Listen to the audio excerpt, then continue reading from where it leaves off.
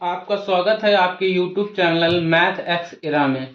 कल तक हम बच्चों द्विघात समीकरण के कॉन्सेप्ट तथा उससे संबंधित कई सवाल किए थे, उसके आगे आज कंटिन्यू करते हैं। आज बच्चों हम सीखेंगे द्विघात समीकरण बनाना। द्विघात समीकरण कैसे बनते हैं, कोई एक आपका इबारती प्रश्न दे दिया जाएगा, उससे द्विघात समीकरण कैसे बनते हैं। चलो प्रश्न को कैरी ऑन करते हैं। प्रश्न नंबर 5 का फर्स्ट, ये राजीव प्रकाशन की किताब का एक्सरसाइज 4.1 की का 5 नंबर का पहला सवाल है। सवाल नोट करें कि आप अपनी किताब से देख सकते हैं। चलो हम अभी सवाल नोट कर रहे हैं, आगे आप अपनी किताब अपने पास रखेंगे। पहला सवाल है, एक आयताकार भूखंड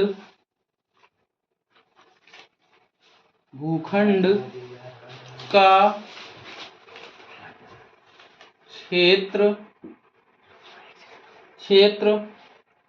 क्षेत्रफल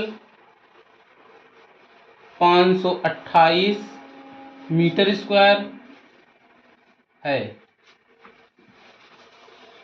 क्षेत्र की लंबाई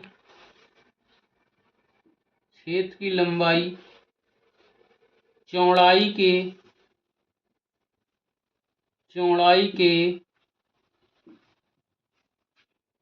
2 गुने से एक अधिक है।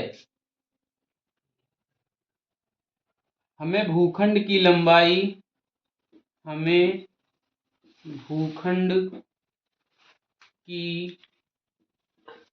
लंबाई एवं चौड़ाई ज्ञात करनी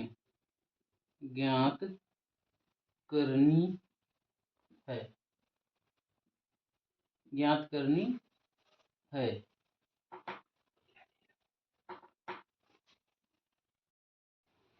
एक आयताकार भूखंड का क्षेत्रफल 528 मीटर स्क्वायर है। क्षेत्रफल की लंबाई चौड़ाई के 2 गुने से 1 अधिक है। हमें भूखंड की लंबाई एवं चौड़ाई के लिए द्विघात समीकरण ज्ञात करना है। ठीक है बच्चों, तो हम पहले इसमें क्या कह रहा है, यहां से देखेंगे, प्रश्न उठाएंगे। चौड़ाई के 2 गुने से 1 अधिक है क्या? लंबाई। तो हमें माना चौड़ाई इक्वल एक्स। यहां से लंबाई कितनी निकल के आई? लंबाई आ गई चौड़ाई के 2 गुने से 1 अधिक है। चौड़ाई x आपकी मानी है, तो लंबाई क्या हो गई? 2x + 1। अब कह रहा है क्षेत्रफल कैसे निकलता है? आयत का क्षेत्रफल होता है, आपको नहीं पता है तो ध्यान दीजिए, आयत का क्षेत्रफल होता है लंबाई इंटू चौड़ाई। ठीक बच्चों, तो यहां से निकालो क्षेत्रफल आ जाएगा लंबाई इंटू चौड़ाई।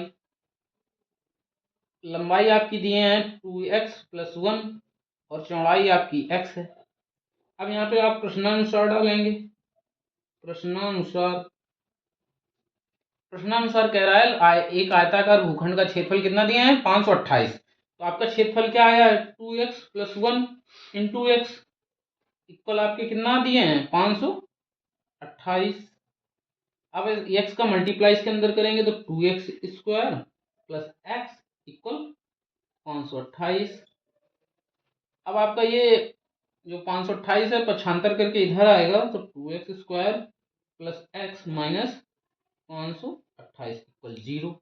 ये आपका क्या आ गया? द्विघात समीकरण। देख पा रहे हैं बच्चों कि यहाँ पर x की मैक्सिमम घात 2 है और x ना तो रूट के अंदर है ना ही अपॉन में है, तो ये क्या है? एक द्विघात समीकरण हमें प्राप्त हो गया। आप बच्चे देख पा रहे होंगे कि हमें द्विघात समीकरण बनाना सीखा है। इसी कड़ी में एक नया प्रश्न लेते हैं। आप स्क्रीनशॉट लीजिए बच्चों, इसको फिर इरेज करें हम। चलो इरेज करते हैं।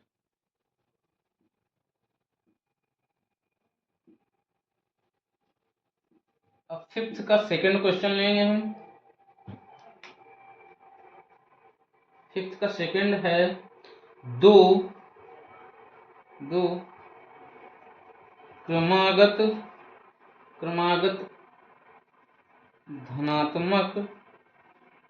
धनात्मक पूर्णांकों का गुणनफल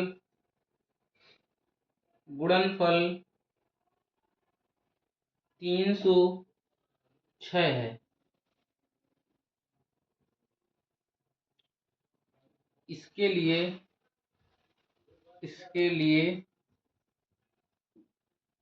द्विघात समीकरण ज्ञात कीजिए।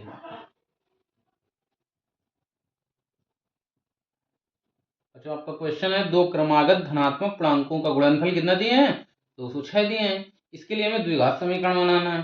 चलो हल करते हैं। आप हल लिखेंगे, क्या लिखेंगे? हल या सॉल्यूशन लिख दें। अब आपको दो क्रमागत संख्याएं कौन सी होती हैं? Consecutive number. जैसे आप गिनती जानते हैं ना, 1 2 3, ये क्या है? क्रमागत हैं। तो हमें दो क्रमागत संख्या लेनी है। तो हम माना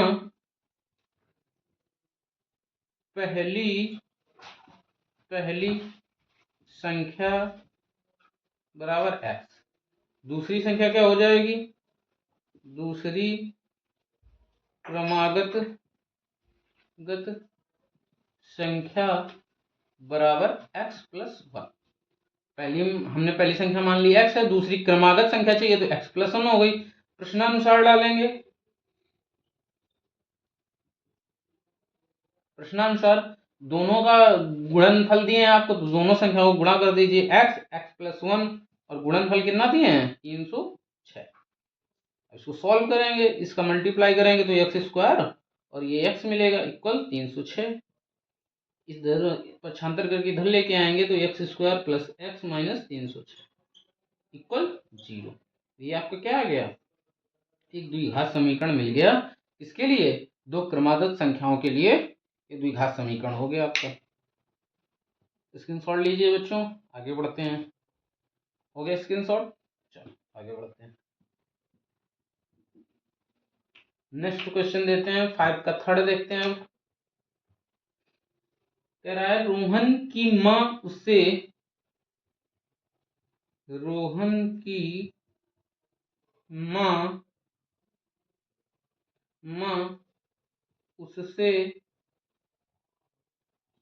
26 वर्ष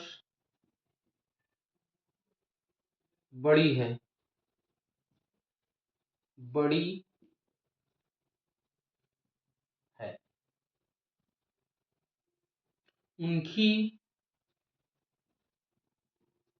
उनकी आयु का गुणनफल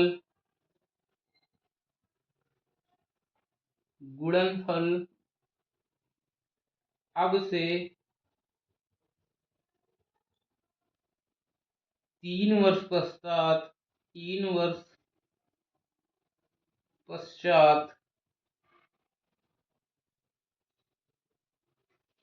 360 हो जाएगी। 360 हो जाएगी।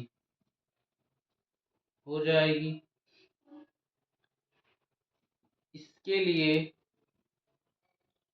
द्विघात समीकरण प्राप्त कीजिए।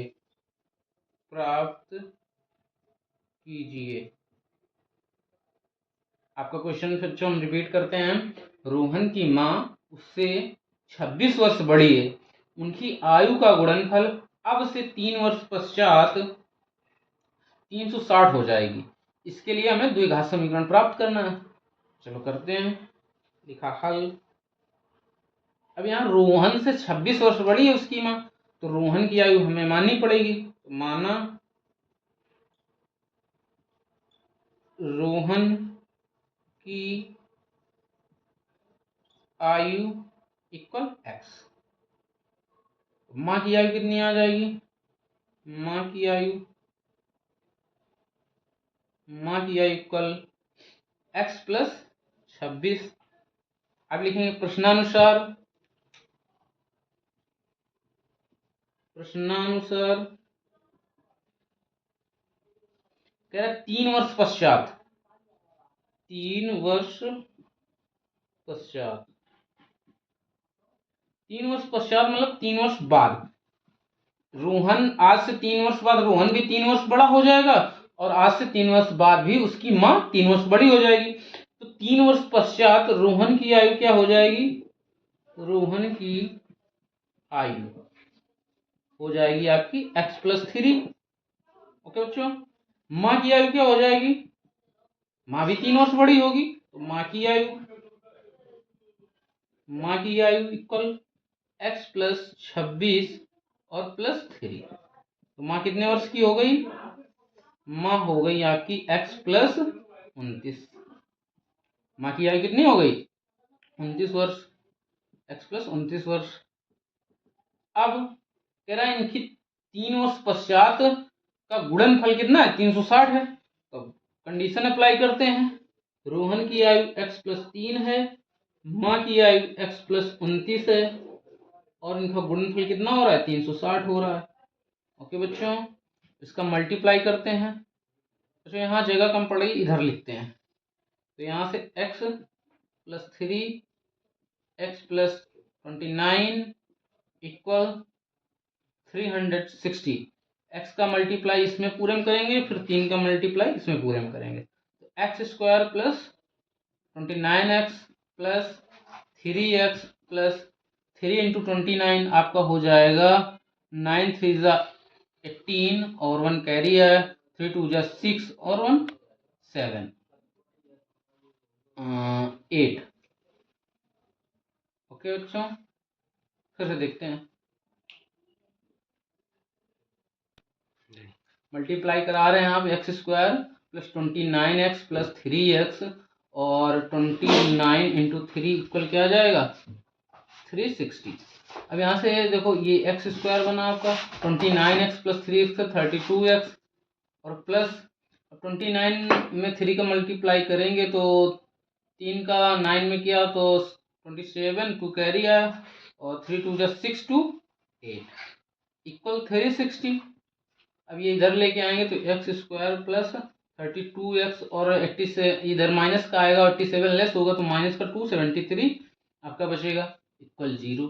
ये आपका क्या आ गया? द्विघात समीकरण प्राप्त हो गया। आपको समझ में आया बच्चों? आप स्क्रीनशॉट लें, फिर हम इसको इरेज करें। अगला सवाल देखते हैं। फिर फटाफट रिवीजन कर रहे हैं तो आप स्पीड बना के रखिए।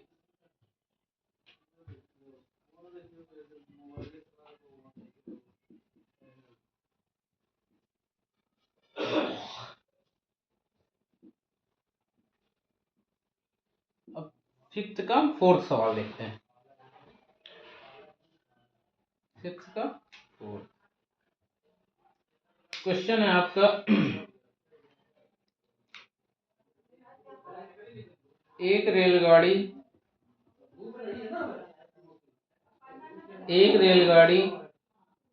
480 किलोमीटर की दूरी समान चाल से तय करती है। यदि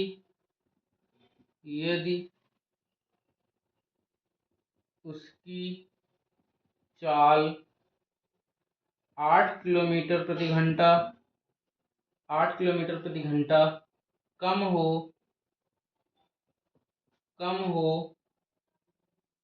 तो वह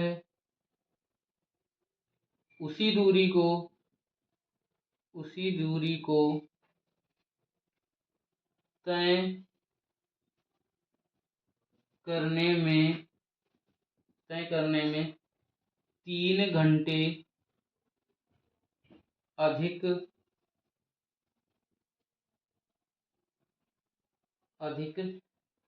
लेती है। रेलगाड़ी की चाल के लिए हमें द्विघात समीकरण प्राप्त करना है। क्या करना है? रेलगाड़ी की चाल के लिए द्विघात समीकरण प्राप्त करें। आपका क्वेश्चन क्या है, फिर से रिपीट करो। एक रेलगाड़ी 480 किलोमीटर प्रति घंटे की रफ्तार से एक रेलगाड़ी 480 किलोमीटर की दूरी समान चाल से तय करती है। यदि उसकी चाल 8 किलोमीटर प्रति घंटा कम हो तो वह उसी दूरी को तय करने में 3 घंटे आपका कम समय ले रही है, 3 घंटे अधिक समय लेती है। रेलगाड़ी की चाल के लिए हमें द्विघात समीकरण प्राप्त करना। यहाँ पर हल लिखेंगे। अभी उसकी चाल हमें केवल कम हो रही है, हमें एक्चुअल चाल तो पता नहीं, तो हमें मानना पड़ेगा। मानना रेलगाड़ी की चाल बराबर x किलोमीटर प्रति घंटा। एक फार्मूला होता है बच्चों, आपको नहीं पता होगा, नोट कर लेना। चाल बराबर क्या होता है, दूरी बटे समय। यही होता है, दूरी बटे समय। अच्छा, या यहाँ पे समय बराबर क्या आ जाएगा, चाल बटे में आ जाएगी, तो दूरी बटे चाल। इसे से मिलके बना है। तो ये दो फार्मूले आपको याद रखना है। एक और लिख लो, दूरी बराबर क्या आ जाएगा, दूरी बराबर आ जाएगा चाल इंटू समय। ठीक बच्चों, तो आपने क्या माना रेलगाड़ी की चाल x किलोमीटर प्रति घंटा है। तो तब 480 किलोमीटर की दूरी तय करने में लगा समय क्या हो जाएगा बच्चों, दूरी बटे चाल होता है समय बराबर। दूरी कितनी है, 480 किलोमीटर, और चाल आपने क्या मानी x, तो ये समय आएगा घंटे में। अब आपकी सेकंड कंडीशन लेंगे, प्रश्नानुसार लिखें या सेकंड कंडीशन लिखें। ये फर्स्ट कंडीशन, नई चाल क्या हो जाएगी, नई चाल आ जाएगी आपकी x माइनस 8, क्योंकि 8 किलोमीटर प्रति घंटा कम हो रही थी, तो x minus 8 kilometre per hour. अब सम लिया गया समय, नया समय क्या हो जाएगा, नया समय आ जाएगा आपका 480 बटे x माइनस 8 किलोमीटर प्रति घंटा। ये एक समय है, एक समय ये है, दो समय आपके पास मिल गए। अब लिखेंगे प्रश्नानुसार।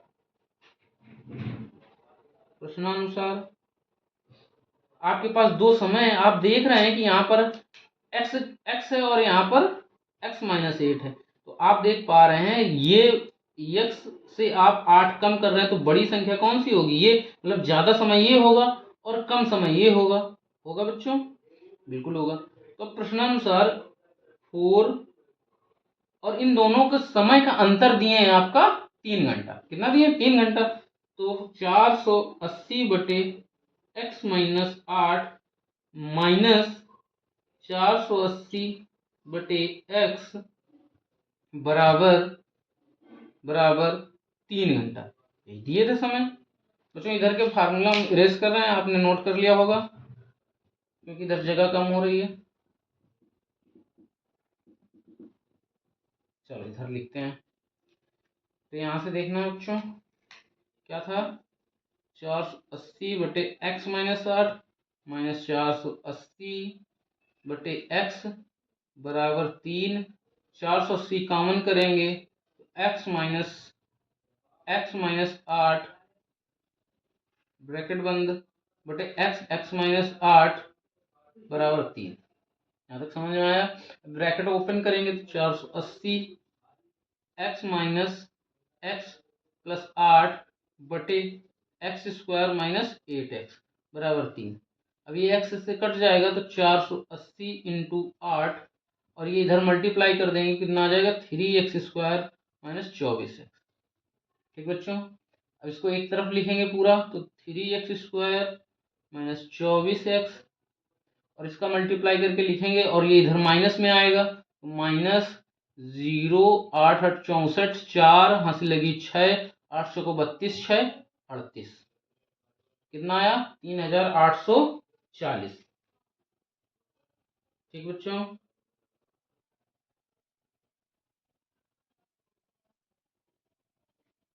तो आप इसमें देख पा रहे हैं ये इसे 8 से 3 से डिवाइड हो रहा है, तो एक्स स्क्वायर माइनस 8x और माइनस 1, 3 दूनी 6, 8 तक 24, 1 0 बराबर 0 था। तो आप देख पा रहे हैं आपका क्या आ गया, द्विघात समीकरण प्राप्त हो गया। यहाँ तक समझ में आया बच्चों? चलो आप इसका स्क्रीनशॉट लो, फिर आगे बढ़ते हैं।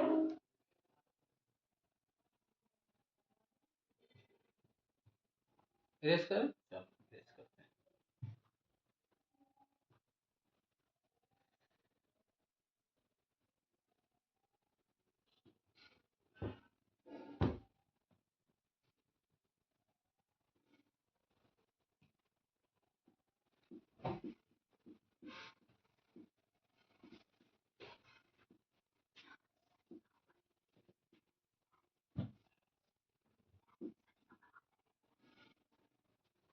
अब प्रश्न नंबर 6 की ओर बढ़ते हैं।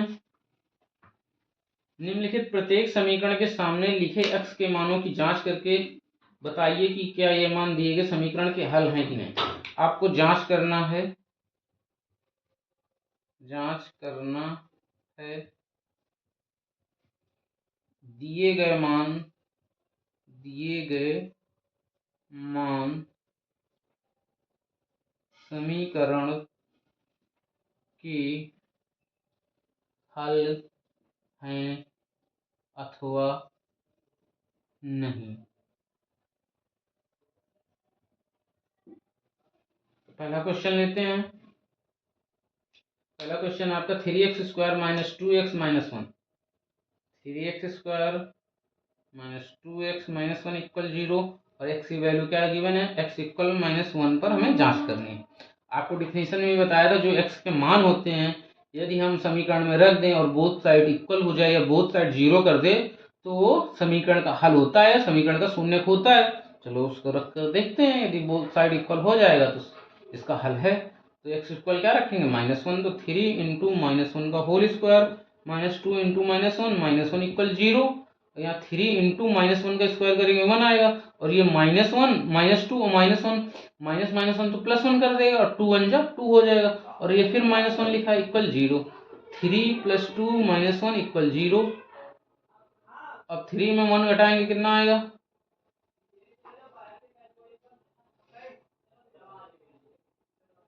कहीं पर मिस्टेक कर दी गई क्या, क्वेश्चन गलत लिखा है। तो क्या आया, 5 - 1 इक्वल 0, तो 4 इक्वल 0। ये तो इक्वल आ नहीं रहा, तो आप लिखेंगे दिया गया मान समीकरण को संतुष्ट नहीं करता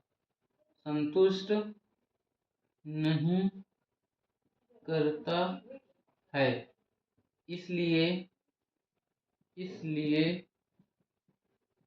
यह समीकरण का हल नहीं है। ये आपका आंसर में लिखा जाएगा, ये आपका आंसर हो जाएगा। ठीक बच्चों, समझ में आया। अब देख पा रहे हैं कि बोथ साइड इक्वल नहीं आई है, ये 4 आया है और इक्वल 0 आया, तो ये तो इक्वल नहीं होता, 4 कभी 0 के इक्वल होता नहीं है, तो बोथ साइड इक्वल है नहीं, ये समीकरण को संतुष्ट नहीं कर रहा, इसलिए इसका हल नहीं होगा। चलो नेक्स्ट क्वेश्चन की ओर बढ़ते हैं।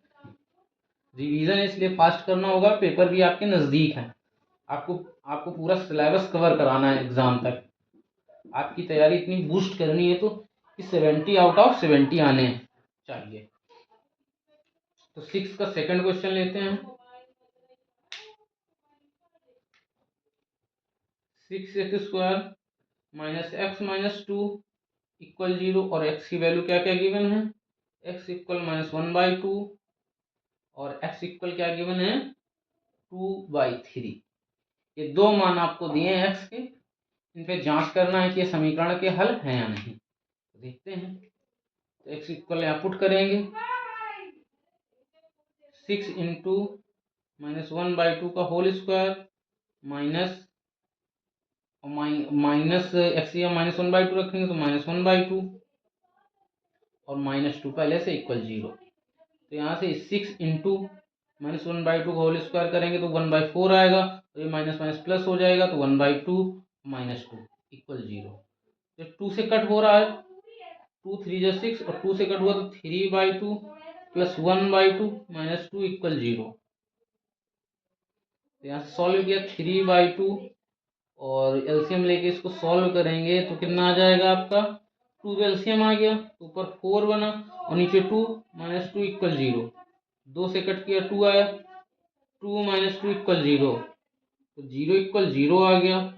तो आप ये देख पा रहे हैं कि ये समीकरण को संतुष्ट कर रहा है, संतुष्ट कर रहा है, ये हल होगा। समीकरण का हल है। ओके बच्चों, यहाँ तक समझ में आया। चलो नेक्स्ट स्क्रीनशॉट लो तो नेक्स्ट क्वेश्चन पे बढ़े।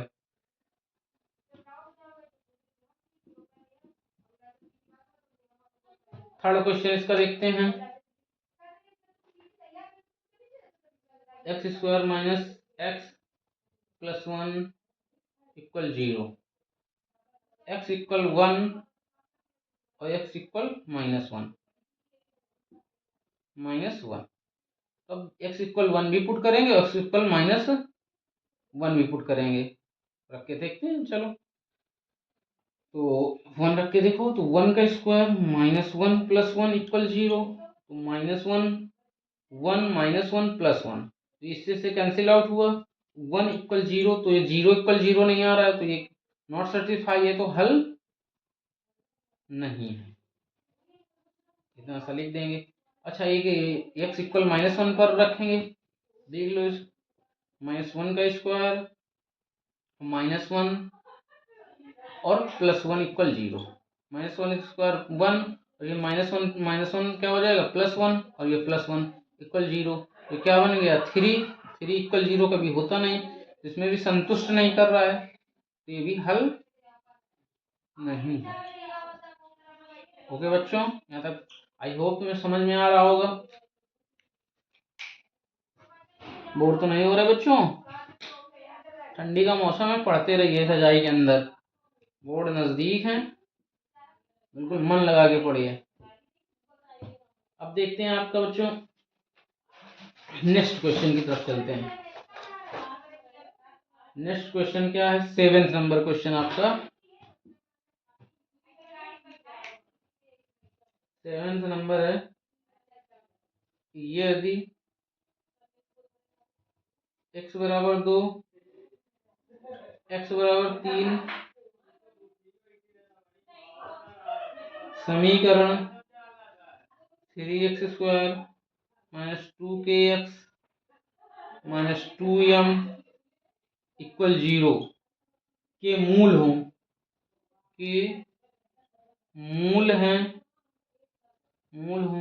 तो k और m के मान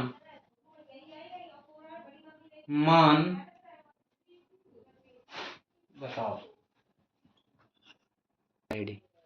7वां नंबर सवाल है आपका बच्चों। यदि x बराबर 2 x बराबर 3 समीकरण 3x² - 2kx - 2m बराबर 0 के मूल हो तो k और m के मान बताना है आपको। तो हमने आपको बताया था डेफिनेशन में, यदि दिए गए x के मान समीकरण के मूल हैं तो उनको सेटिस्फाई करेगा समीकरण को दोनों सेटिस्फाई करने चाहिए।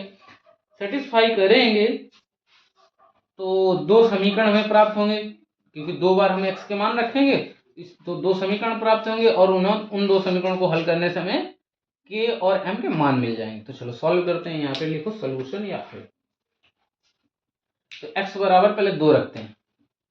x बराबर 2 रखने पर तो रखो x बराबर 2, 3 इंटू 2 का स्क्वायर माइनस 2 इंटू के इंटू 2 माइनस 2m बराबर 0। ठीक बच्चों, तो यहाँ से कितना, 2 का स्क्वायर 4 और 4 3 12 माइनस 2 दूनी 4 के माइनस 2m इक्वल 0।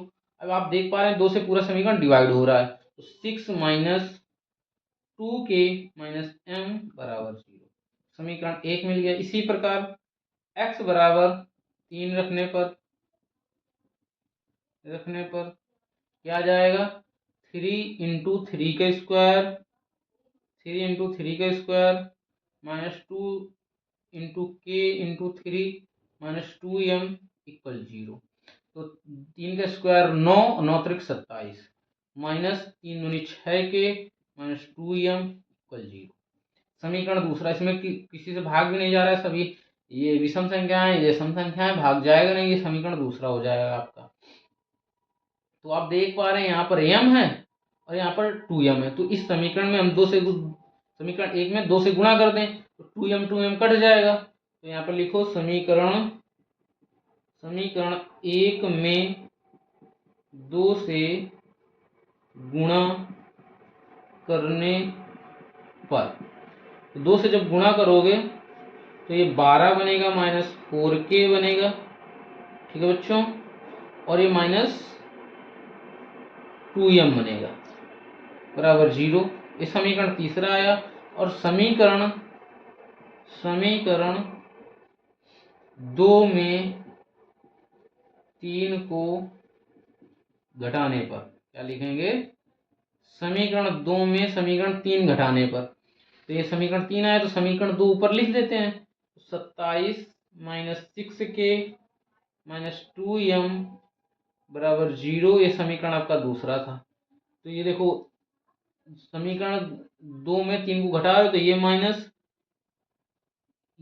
का, तो ये प्लस का, ये माइनस का, तो ये प्लस का, और इधर माइनस, तो ये माइनस प्लस ये कैंसिल आउट हुआ। इधर आपका कितना, माइनस 6 में 4k घटाओगे माइनस 2k आया, और इधर आपका 27 में 12 घटाओगे कितना आएगा 5, और ये कितना है 15 आया बराबर 0। 15 बराबर क्या है 2k, तो k का मान कितना आ गया 15/2, ये आपका k का मान आ गया। यहाँ तक बच्चों समझ में आ रहा है। इसी प्रकार अब ये जो k का मान आया है आप समीकरण 1 में उठाकर रख दीजिए। समीकरण 1 क्या था आपका, k का मान आप लिखेंगे, k का मान समीकरण 1 में रखने पर, तो आप रखें समीकरण 1 है 6 minus 2 into 15/2 minus m equal 0। ये 2 से ये 2 कैंसिल हुआ, 6 माइनस 15 माइनस m बराबर 0। ये m उधर जाएगा पॉजिटिव हो जाएगा, और यहाँ हम माइनस 15 में 6 घटाएंगे तो माइनस का कितना बचेगा 9, तो माइनस का 9 इक्वल m। तो m और इस k की वैल्यू आ गई, तो आपके ये आंसर होंगे। इसी प्रकार आपको बोर्ड में करना है, एक एक लिख के, तभी आपको फुल मार्क्स मिलेंगे बच्चों, ये याद रखना है। ठीक, स्क्रीनशॉट लो इस सवाल का, आगे बढ़ते हैं बच्चों।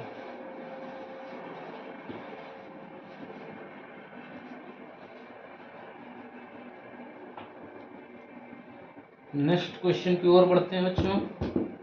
आपका 8 नंबर सवाल लेते हैं। 8 नंबर सवाल क्या कह रहा है, पढ़ते हैं उसको।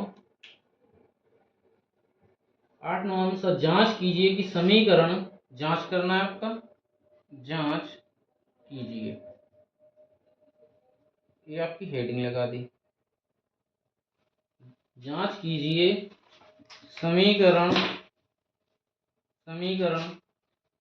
4x² minus 4x plus 2 equal 3x² minus 2x plus 4 को द्विघात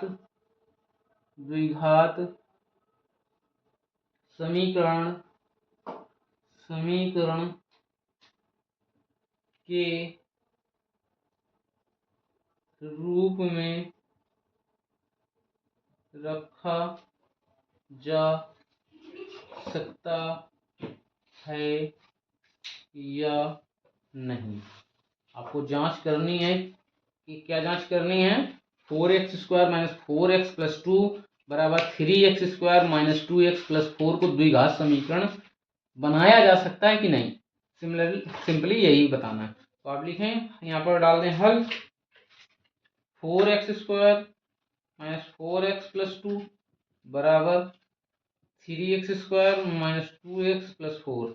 आप इधर 3x को लेके आएंगे तो 3x² घट जाएगा, माइनस 4x, और ये माइनस 2x इधर लेके आएंगे तो जुड़ जाएगा, और प्लस 2 में ये इधर लेके आएंगे माइनस 4। तो देखो 4x² में 3x घटा रहे हैं तो x² मिला, माइनस 4x में 2x जोड़ेंगे तो माइनस 2x मिलेगा, माइनस 4 में प्लस 2 घटाएंगे तो माइनस 2 मिलेगा, बराबर 0। आप देख पा रहे हैं x यहाँ पर चर की अधिकतम आप 2 है, और x जो है आपका ना तो अंडर रूट में है ना किसी संख्या के बटे में है, तो ये क्या है, एक द्विघात समीकरण है। ये मूल पहचान आपको मैंने पहले ही बता दी थी, तो ये आपका आंसर हो गया। गॉट इट बच्चों। नेक्स्ट क्वेश्चन की ओर बढ़े। बच्चों वीडियो को लाइक शेयर एवं चैनल को सब्सक्राइब करते रहिए ताकि अधिक से अधिक बच्चों को लाभ मिलता रहे। चलो अगले सवाल की ओर बढ़ते हैं। आपका सवाल नंबर है 9 में सवाल लेते हैं, समीकरण को हल कीजिए। क्या करना है, समीकरण को हल कीजिए। कुछ समीकरण दिए हमको हल करना है। पहला क्वेश्चन है आपका 3x² इक्वल 243, ठीक। दूसरा सवाल है आपका 2x² माइनस 8y² बराबर 0, आपका दूसरा सवाल हो गया। तीसरा सवाल है, तीन सवाल साथ में ले रहे हैं, चलो 2 ही सवाल पहले लेते हैं, तीसरा बड़ा है तो बाद में लेंगे। तो यहाँ पर देखते हैं 3x² माइनस 243, दोनों पक्षों में 3 से भाग देते हैं तो 3x² बटे 3 बराबर 243/3। ये 3 से 3 कटा, x² बराबर इधर 3 से भाग देंगे, 8 से 24 और 3 1 के 3, x² बराबर कितना है, 81 आया। दोनों पक्षों का क्या करेंगे, वर्गमूल लेंगे, दोनों पक्षों का वर्गमूल लेने पर, दोनों पक्षों का वर्गमूल तो इधर x मिल जाएगा, इधर प्लस माइनस क्या आ जाएगा 9, क्योंकि 9 का स्क्वायर क्या होता है 81। बच्चों जब वर्गमूल लेंगे, वर्गमूल से कोई संख्या बाहर आती है तो उसमें प्लस माइनस जरूर लगाते हैं, ऐसा नहीं करते हैं तो गलत माना जाएगा। नेक्स्ट क्वेश्चन पे देखते हैं, आपका दूसरा क्वेश्चन क्या है, 2x² माइनस 8y² बराबर 0। ये 8y² उधर ले जाएंगे तो पॉजिटिव हो जाएगा, तो 2x² इक्वल 8y²। आप 2 से दोनों तरफ दोनों पक्षों में भाग दे देंगे तो इधर x² मिल जाएगा, इधर 4 आ जाएगा, 4y²। अब इधर y इधर गुणा में तो इधर लेके आओ भाग में, तो x² बटे y² बराबर क्या आ गया 4। इसमें भी दोनों पक्षों का वर्गमूल लो, तो हम शॉर्ट में लिख रहे हैं वर्गमूल लेने पर, वर्गमूल लेने पर, वर्गमूल लोगे तो इधर x बटे वाई मिल जाएगा, इधर 4 से क्या आएगा प्लस माइनस 2 बार आ जाएगा, तो इसका ये आंसर आ गया आपका, ये आपका आंसर हो गया इधर, इसका आंसर ये। तो जो हम इसका स्क्रीनशॉट लीजिए, या आप अपने कॉपी में नोट ही कर रहे होंगे। अगला क्वेश्चन लेते हैं, तीसरा क्वेश्चन, 9 नंबर में 3 क्वेश्चन थे, तीसरा क्वेश्चन लेते हैं।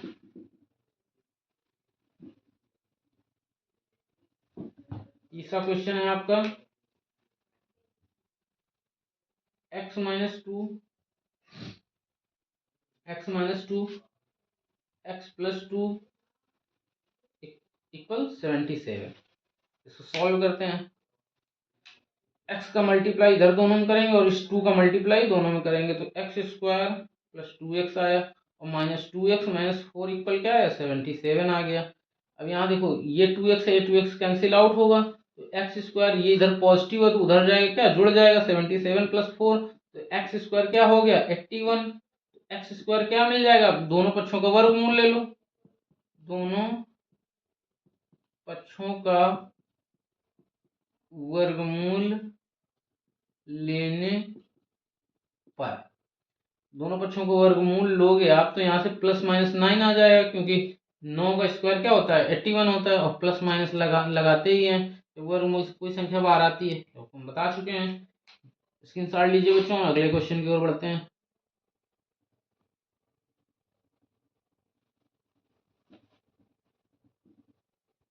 दस नंबर सवाल आपका क्या है, इसमें भी सॉल्व करना है। 10 नंबर सवाल आप नोट कर रहे हैं, खुद से करिएगा। सेम सवाल है, 9 के जैसा ही है सवाल, हम नोट किए दे रहे हैं, हल कीजिए। इसमें भी हल करना है, हल कीजिए। 3t² -48 इक्वल 0, ये आपका सवाल है। इसमें टी की वैल्यू निकालनी, टी पर क्या क्वेश्चन मार्क। ठीक है बच्चों, हम 11वां सवाल ले रहे हैं इसी के नीचे जस्ट। समीकरण x² प्लस 3x-2 बराबर 0 का एक हल 2 है, तो a का मान। सवाल क्या है, x² plus 3ax -2a equal 0 का एक हल x बराबर 2 है, तो a का मान बताना है। ठीक बच्चों, हमने बताया था जहां पर भी कहीं x की वैल्यू मिल जाए तो उस समीकरण पे x की वैल्यू पुट करते हैं, उसे सेटिस्फाई करेगा तो उसका हल होगा। इसमें पहले से कह रहा हल है तो जाहिर सी बात है इसको सेटिस्फाई करेगा। तो यहाँ पे उठा के रखो x बराबर 2, तो 2 का स्क्वायर प्लस 3 इंटू ए इंटू 2 -2a इक्वल 0। ठीक बच्चों, तो ये 4 आ गया आपका, ये 6a आ गया -2a इक्वल 0। ये 4 है, ये 6 में 2a घटाओगे तो कितना आएगा 4a इक्वल 0। ये 4 उधर जाएगा, निगेटिव हो जाएगा, तो 4a इक्वल 4 आ गया आपका। तो इक्वल क्या आ गया, सॉरी -4 आएगा, तो -4 डिवाइड बाई -4, 4 से 4 कैंसिल आउट हुआ, क्या है माइनस का 1 आया, तो a की वैल्यू क्या आ गई आपके पास -1। ये आपका आंसर हो गया, सो इजी। नेक्स्ट क्वेश्चन की ओर बढ़ते हैं। आज का आखिरी सवाल लेते हैं। आपने स्क्रीनशॉट ले लिया, चलो फिर करते हैं। आज की क्लास का आखिरी सवाल है, इस सवाल के बाद हम अगली क्लास पे मिलेंगे। नेक्स्ट सवाल 12, क्या है आपका समीकरण 2x-7 का होल स्क्वायर इक्वल 98 को हल कीजिए। इसमें को भी सॉल्व करना सेम है, हल कीजिए, हल कीजिए, सो इजी। चलो करते हैं इसको हल। यहाँ पे हेडिंग लगाओ हल। इसे ये हम लिख के इसलिए बता रहे हैं कि आप बोर्ड कॉपी में अच्छे से लिखना भी सीख जाएंगे इससे साथ ही साथ। इसको सॉल्व करो, 2 इसका होल स्क्वायर खोलेंगे क्या आ जाएगा, x² प्लस 49 माइनस 14x, यही तो आएगा। a² plus b² minus 2ab equal क्या आया 98। अब 2 से मल्टीप्लाई करो, 2x², 2 से मल्टीप्लाई नहीं करते हैं, 2 से डिवाइड करते हैं। दोनों बोथ साइड क्या कर देंगे, 2 से डिवाइड करेंगे तो इधर 2 आ जाएगा, इधर 2 आ जाएगा। यहाँ लिख देंगे दोनों पक्षों में 2 से भाग देने पर, 2 से भाग दोगे तो इधर ये 2 कट जाएगा, और इधर 2 से भाग दोगे तो कुछ आएगा, तो x² plus 49 minus 14x equal 2 से डिवाइड करो तो 4 आया और ये 19 आया। यहाँ तक समझ में आई बात। अच्छा, ये 19 से 19 कैंसिल आउट हुआ, या उधर ले जाओगे घटा दोगे तो 0 मिल जाएगा, तो यहाँ से हम काट देते हैं ऐसे। तो x², अब ये 14x उधर ले जाओगे पॉजिटिव हो जाएगा, तो 14x। अब दोनों पक्षों में इधर x² इधर x है, तो एक ऐसा कर दो, दोनों पक्षों में x से भाग दे दो या एक x काट दो, तो यहाँ से x बराबर क्या आ गया 14, तो आपकी x की वैल्यू क्या आ गई 14। ये आपके आंसर हो गए सारे। ओके बच्चों, तो आज की क्लास कैसी लगी आप हमें कमेंट करके जरूर बताइएगा। चलो मिलते हैं बच्चों दूसरी क्लास में। धन्यवाद बच्चों, कमेंट करके जरूर बताएं क्लास कैसी